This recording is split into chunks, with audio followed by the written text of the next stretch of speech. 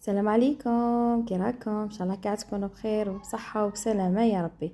اليوم جيتكم بفيديو فطائر خفاف ظراف يوجدوا ليه كما راكم تشوفوا ويجوا من الداخل معسلين ما شاء الله. غادي نوجدوهم يعني في ظرف قصير جدا. غادي الحاجه الاولى اللي غادي نخدموها، غادي نديروا مغرف تاع خميره الخبز تكون كبيره، غادي نديروا مغرف تاع السكر تاني كبيره، وغادي نديروا الفارينه زوج مغارف كبار تاع الفارينه،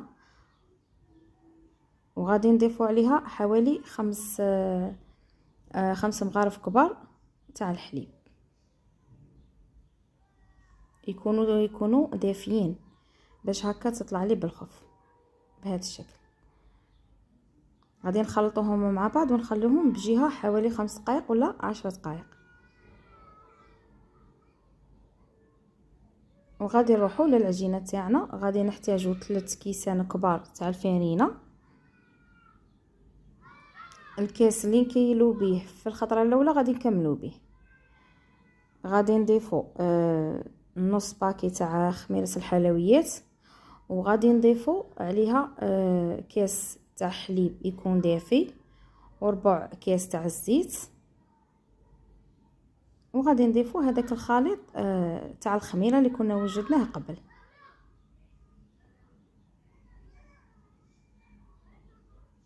وغادي نلموا العجينه، و كما راكم تشوفوا هذه المقادير مضبوطه، غادي تخرج لكم سوا سوا.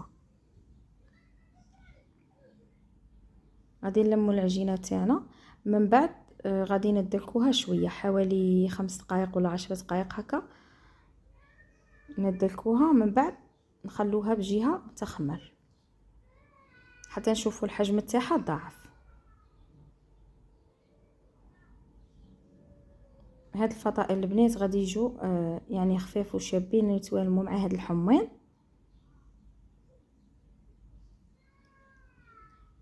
كما راكم تشوفوا من بعد نروحوا للحشو. الحشو غادي نديروه اقتصادي. غادي نديروا بصله تكون مقطعه كما هكا، كما راكم تشوفوا بصله تكون متوسطه. غادي نديروا حبتين تاع طوماطيس تكون متوسطه نقطعوها كما راكم تشوفوا مكعبات، غادي نضيفوها مع هذاك البصل، وغادي نضيفوا زوج سنون تاع الثوم بهذا الشكل، وغادي نديروهم على النار حتى يتقلوا لنا مليح. بعد اللي تقلوا لنا هنايا مليح غادي نزيد علبه تاع طوماط. انايا هنايا درتها حار، اللي ما تبغيش الحار دير العادي. وغادي نضيفوا كميه تاع الشيدار يكون مبشور، وغادي نديروا حوالي مغرف ونص كبيره تاع الفارينه، ونديروا نص كاس تاع الحليب. غادي نعاودوا نردوهم فوق النار حتى يذوب لنا هذاك الفرماج وتعقد لنا هذاك الحشو. البنات التوابل درت فلفل اسود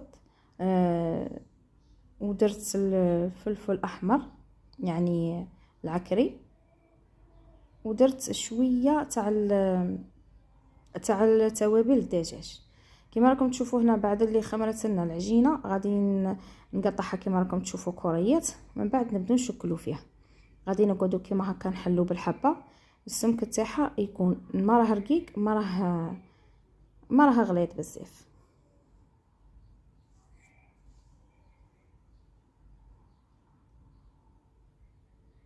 غادي نديروا الحشو هنايا. انايا اكتفيت بهذا الحشو، اذا بغيتوا ديروا معاه بطاطا مقليه ولا دبروا رصاكم، ولكن هذا الحشو تاني يجي بنين ما شاء الله، ويجي شباب مع هذاك القوام تاع العجينه خفيف الله يبارك. المهم شكلوها بهذه الطريقه ولا باي طريقه تبغوها. انا شكلتها هكا على شكل تاع سوفري، وهذه الطريقه غادي نبلع بها باش ما نحليش العجينه كي نطيبها. انا طيبتهم البنات غير على طاجين ولا مقله ولا اي حاجه تكون عندكم طيبوا عفوا فيها. وهذه الوصفه تاعنا نهار اليوم ان شاء الله تكون عجبتكم وتجربوها، والسلام عليكم في فيديو قادم ان شاء الله.